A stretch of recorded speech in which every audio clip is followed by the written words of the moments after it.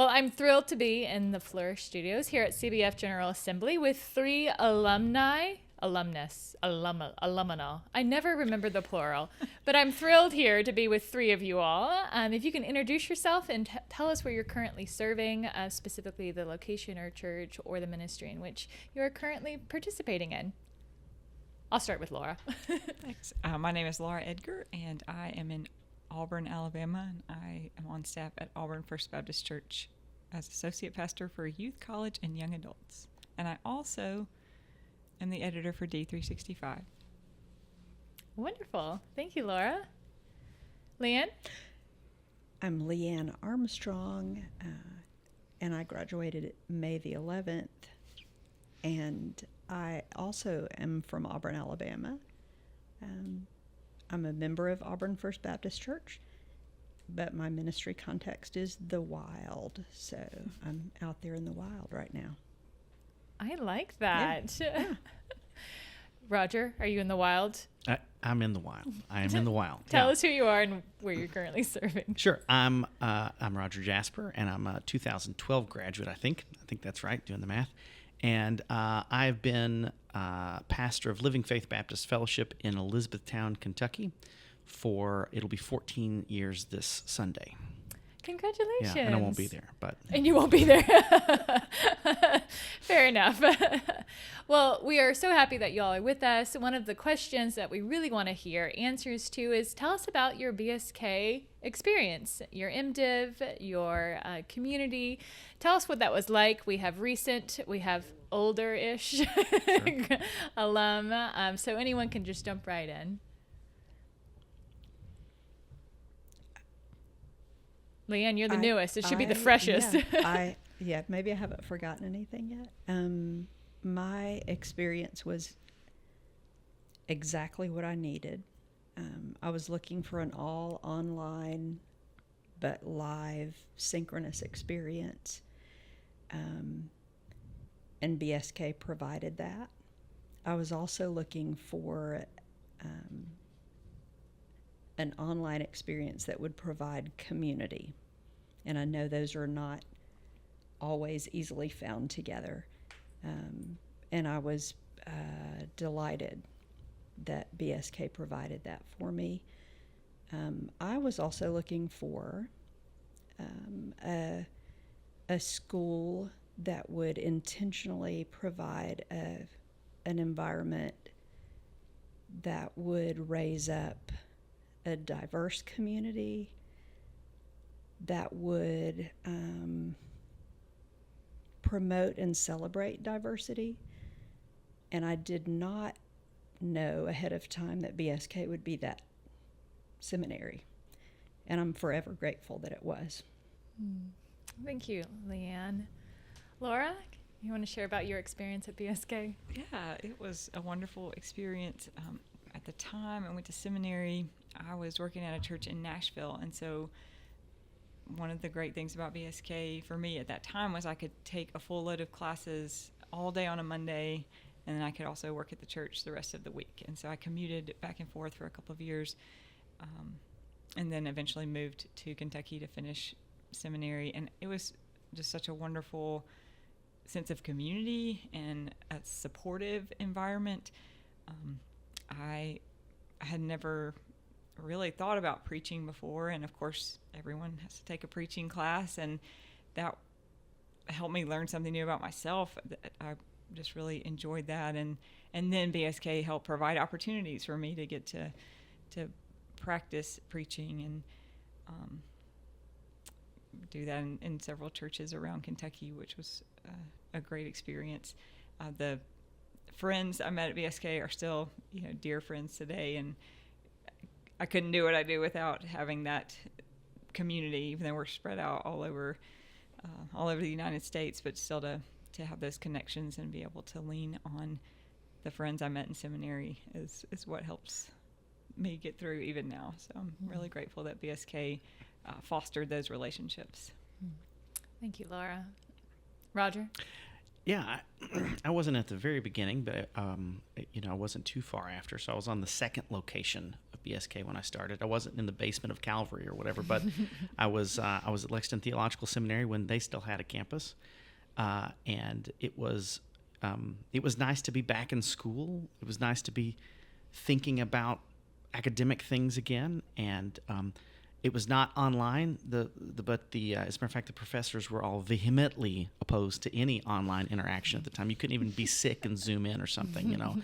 But no, you were. So, but everyone was commuting, and everyone was driving in, and virtually everyone had a ministry day job, and so that was one of the exciting things about it, and the helpful things about it was it wasn't. Well, I'm taking 3 years out of my life and going someplace and staying someplace, like was the case at Southern, or as often the case at Truett or whatever, which is a beautiful experience. Mm-hmm. But these were all working pastors, and chaplains, and so everyone was coming, and their seminary experience was informing their ministry, and their ministry was informing their seminary experience. There weren't hypothetical questions. It was dealing with ethical, theological, practical, interpersonal issues on the job, and talking through those in class. And that was, I think that was a really meaningful part of it for me. You raised some great questions. Before we go to that question, Laura, what did you want to add to? I just wanted to add to what Roger said, that yes, that everything was tied back to how does this work in the local church. And I really appreciated the practical nature of that we were learning all these tough things in theology and history, but it always came back to how does this apply to the local church. And so it was very helpful and practical, I think, for all of us. And I appreciate the way that the professors facilitated that. Yeah. Mm-hmm. One of the neat things that's changed, as a joke about the online stuff, but it was also much less diverse then. You had occasionally someone who would come from out of state, and you would almost say, "You came here. Why did you come here?" This was still, again, a fairly new seminary, and didn't have the reputation of other seminaries, some of which it's outlasted now. So I think the seminary has much more of a reputation now, positive reputation. But this was just like, we weren't accredited. We were just students gathering around scholars, like Athens or something, just because we wanted to be there, So the diversity of perspectives now that you can get through the accessibility of the seminary is exciting. I love that we have 3 different phases of the seminary here present with us, and yet there's this key theme of it is extremely local and contextual. And that really has been the core of BSK, is to always take this back to the church. And that's kind of my follow-up question here, is how has your seminary experience and the learnings in which you've gleaned from BSK helped you or enhanced your ability to serve where you are? If you can give a lived example, that would be wonderful.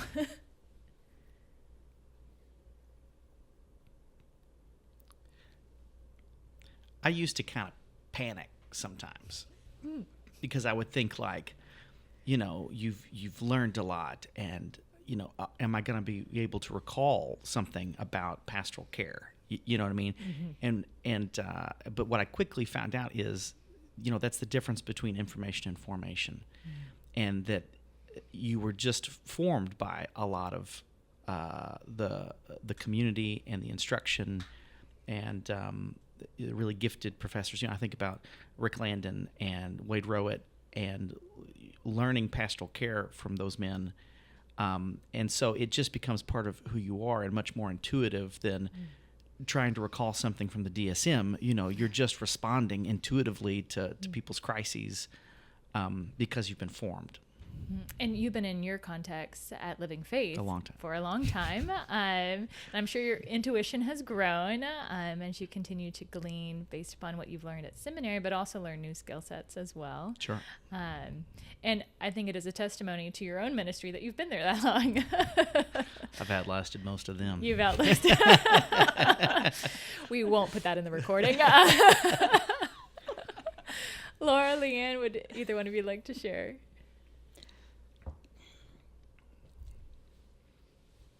I'm trying to think of a way to put this, and I think one of the things that BSK did was offer me affirmation, and not permission so much, maybe affirmation, that my kind of patchwork quilt of a life and a ministry was just as valid as someone who goes to work at a church and works there all day every day, or goes to work at a hospital and works there all day every day. BSK said, what are your gifts? Go find a way to use them, and if your way looks creative and different, we celebrate that.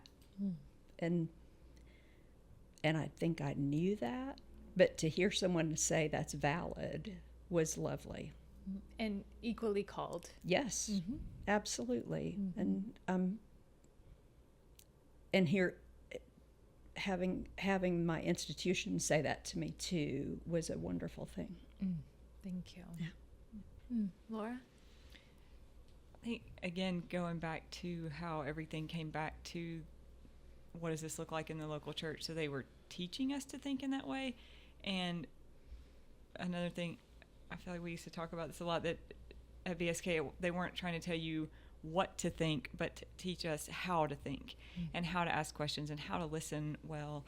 And so those are, skills that we all need in our ministries. And again, just the very practical nature of it. I remember a project that we had to do that, do this project for your ministry context. And I've gone back and used things from that over the years and, tailored it how I needed to. But it was always just helping us think about how this is going to apply in ministry. And so, again, learning how to think was really helpful. One of the things that I really love about BSK is that it is a community that is willing to learn. And what I love about working with the faculty is that there's a curiosity on both ends of how can we learn from those who are coming to learn. And so this final question is all about what can we learn from you all based upon your own seminary experience. What is an aspect or something that you're like, now that I think back through it, I kind of wish I had this, or I wonder what it would have looked like if this was a little different. What are ways that we can learn as a theological education that you might be able to speak into for us? How to fix the air conditioner at the church? Yes. That's a strange course in contextual ministry. Yes. No, you're kidding, but you're not kidding. You really would like to fix the AC. Yeah. At our church, that's referred to as job security. If you can fix the AC at the church where Laura and I are, it's only the few and the all in the few. The One crowd time know that. there was a wasp nest up and that cut off the AC on a Sunday morning when I pastored Butyl Park. And I remember standing up there in high heels, which was a mistake in a variety of ways, but better than not having shoes on. And I just remember staring at it with the maintenance guy thinking, okay, who's going to knock down this wasp nest so that we can get it going? Yeah, didn't have that class, yeah, right? So it didn't have that course. Well, is there a course that you're like, oh, I really wish I would have taken this, or I wish there was a course on this, or a theological exploration that you're like, now that I'm out of seminary, I wish I could go back and take that? I think I get the question, and I think it's a popular question, and one we all kind of have a speculative answer to sometimes, or complain about. There's the cliche like Facebook group of things I didn't learn in seminary, and it's but I think no, because I just think you can always say, oh wow, I wish my professional degree would have prepared me for fill in the blank, which is just the blank is life. And so, I would offer then a caution instead, that pursuing that question too far, too often you can only fit so much into a 72-hour degree that Yep. used to be 90, and that wasn't enough. And so I think instead, I think one of the cautions that seminaries should be aware of going forward is to too much truncate the traditional MDiv curriculum, to shrink down too much Bible and theology and history, because what your professional degree does is it doesn't equip you for every question that's going to come up, but it helps orient you to the tradition you're grounded in. And the seminaries that are losing their tradition are in peril. You can't be all things to all people. So I think I would say no. I think ultimately this far past my seminary career, I think I was pretty well prepared, as well as you can be. And it also, it may not give you the answer to everything, but one valuable thing is it teaches you where to look, or gives you resources for people or other resources you can contact when you run into these things you don't know the answer to. And what another thing I really appreciate about BSK is additional opportunities to learn. That alums are invited to audit classes. Yep. And that those, we've had an alumni theology reading group in the past, and that there are continued opportunities to learn, and that's really helpful. Yeah, so I think the better question is, how can we best support you all as alum? You talked about reading groups. You talked about being able to audit courses. Is there even a podcast series that would be interesting, or curriculum resources at your church would be like, oh, I can never find this curriculum out there? It would be really great if there was a seminary out there providing this type of resource, other than an AC unit manual. An HVAC certificate program might be really helpful. Okay, thank you. Partner I'll with get the going on Community that Technical College podcast. How system boring and- would that podcast be? Master of Divinity, concentration in HVAC. One thing that I know my fellow graduating class were communally grieving the loss of in advance was the loss of access to the DTL. So I'm wondering what the cost prohibitive nature of continuing providing access for graduates to the DTL and ATLA That's really helpful. as an alumna, Alum. whatever we decide as an alum benefit. That's something that I think all of us used, not just for our classwork, but we had come to depend upon enough so that I'm not saying the reason that I signed up to audit a class in the fall was for DTL, but I'm excited that I'll continue to be able to use it. But everyone was sort of trying to ask questions those last few weeks about how long before I get cut off from DTL. That would be something that would be a tangible benefit to That's really helpful. Thank you. And we will definitely look into that. Yep. Others? It's pretty sweet. That is Yeah. sweet. That's why I can't ever finish my dissertation. It's just like that I don't get the detail. Right. I think one of the greatest benefits a school provides ongoing to its alumni is just a home and identity. There's a reason that homecomings are significant, and so a place, literal or proverbial, to go back to. So I've got a son that's going to Georgetown College this fall, which I graduated from Georgetown College, and so it's just been, it's been rewarding going with him to campus visits and things, and seeing the growth there and the work that they've done, and reconnecting with a formative time in my life in that kind of way, and wearing a Georgetown tie or whatever. It's, you go to the resource fair and people are proud of their alma mater. So. Okay, so we need to get you a tie. I would be fine. I would take a tie. Yeah. Some swag. Yeah, for sure. I would totally wear that tie too. I would wear one. Yeah, no, that's really helpful to know, as far as always being a place to return to, a place to belong, and to come back to. That's great. Laura, did you want to say anything or add? I echo what Okay. they've said. Yes. Well, we are grateful that you've taken time out of your busy CBF schedules to come and join this podcast. And we're grateful for your insights and your continual support of BSK. So appreciate you all. Thanks again for joining us. Thank you for having Thank you. us. Absolutely. Thank you so much for listening to this podcast. I'm David Cassidy, the president at Baptist Seminary of Kentucky, or BSK as we call it.